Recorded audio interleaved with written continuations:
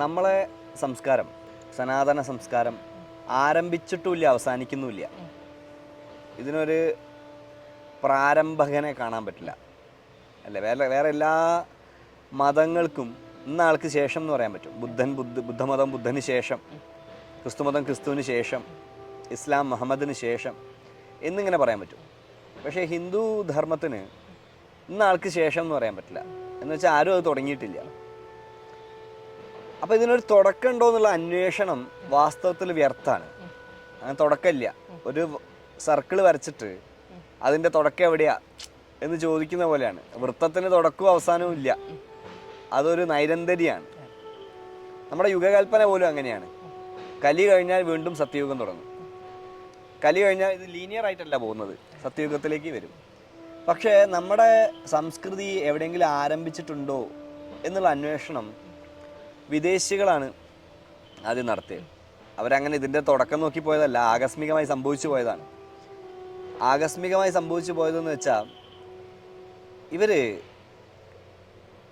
ആകസ്മികം എന്ന വാക്ക് മനഃപൂർവ്വം ഉപയോഗിച്ചാൽ, കാരണം ഇവരൊരിക്കലും ഇതിൻ്റെ റൂട്ട് തരാൻ വേണ്ടി ചെയ്തതല്ല. കാരണം അവർക്ക് റൂട്ട് തരണമെന്ന് തോന്നിയിട്ട് പോലുമില്ല. കാരണം അവരെ സംബന്ധിച്ച് അവരെ ഒരു സാംസ്കാരിക പശ്ചാത്തലത്തിൽ ഗ്രീസും റോമുമാണ് ലോകത്തെ ഏറ്റവും വലിയ ഈറ്റില്ലം, ഗ്രേക്കോ റോമൻ സംസ്കൃതി എന്ന് പറയും. അപ്പോൾ ഏറ്റവും പഴയ മതം എന്ന് പറഞ്ഞാൽ ഗ്രീക്ക് ഇതാണ്. ഇപ്പോൾ യൂറോപ്പിൻ്റെ ഒരു പശ്ചാത്തലത്തിൽ നിന്നാണ് അവർ കാണുന്നത്.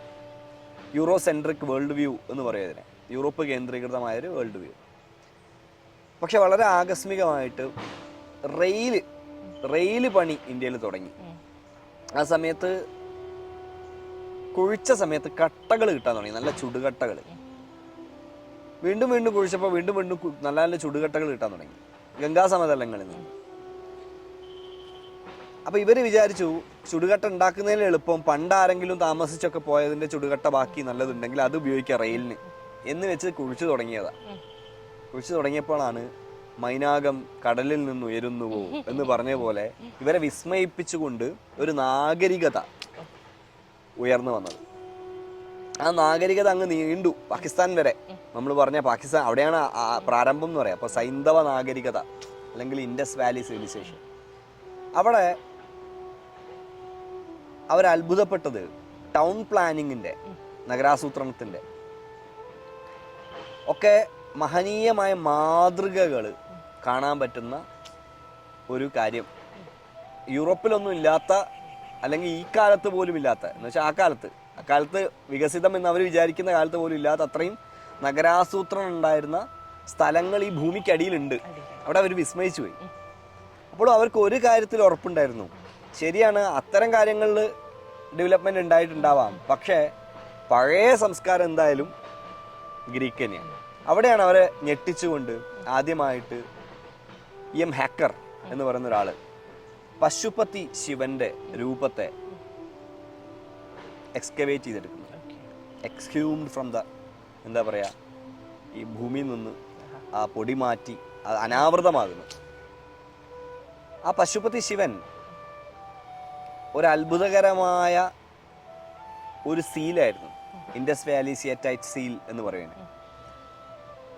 അതിനൊപ്പം അവർക്ക് ലഭിച്ച മറ്റൊരു സീലാണ് ഒരു കാളയുടെ സീൽ, ഇൻഡസ് വാലി ബുൾ എന്ന് പറയുന്നത്. ഒരു കാള, ശിവനൊപ്പം എപ്പോഴും ഒരു കാളയുണ്ട്. ശിവവാഹനമാണ് കാള. നന്ദി എന്നാണ് നമ്മളതിനെ വിളിക്കുക.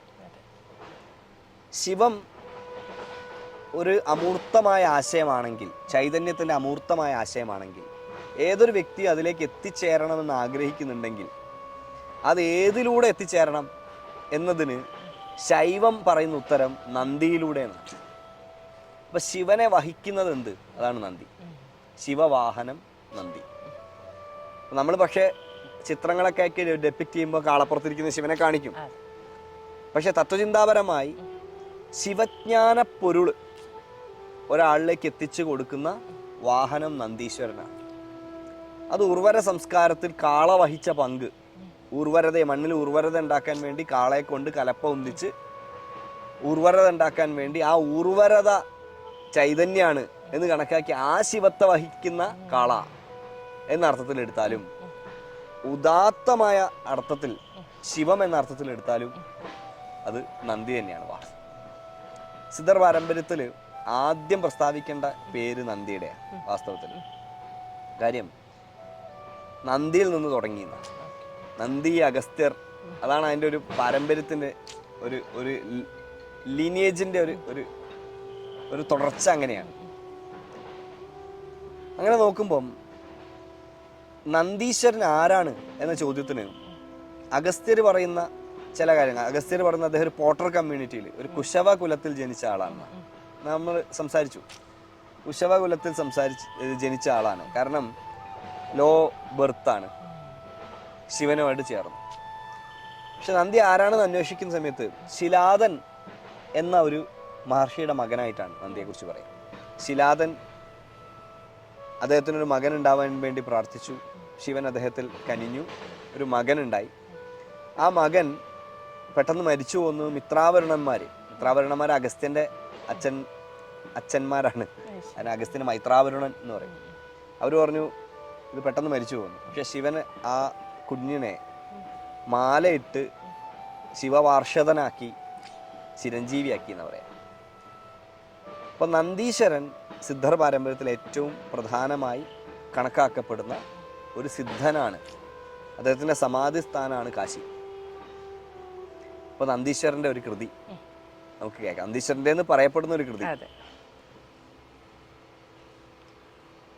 செய்யப்பா விக்கினர்த்தம் பூஜை சொன்னேன், செய்யமான சண்முகவன் பூஜை கேளு, வையப்பா சங் வங் மங் சரவணாய் வளமாக அநாகதத்தில் பூஜை பண்ண, வையப்பா புட்பரிமளங்கள் கொண்டு மைந்தனே தூப நைவேத்தியம் காட்டி, கையப்பா கனகசபை அதிலே பூஜிக்க, கண்மணியே சண்முகத்தை வரங்கள் கேளே, காணப்பா ஆச்சார பூஜை சொன்னேன், கண்மணியே சிவ பூஜை சொல்ல கேளு, வானப்பா நமச்சிவாய கிம் ஆம் என்று வளமாக பூரணத்தில் இருத்தி கொண்டே, ஆனப்பா தூப தீப நைவேத்தியத்தோடு அப்பனே சதாசிவத்தை தோத்திரம் செய், மானப்பா நீ கேட்டது எல்லாம் இவ்வார் மைந்தனே சிவத்தினுடைய மகிமை தானே.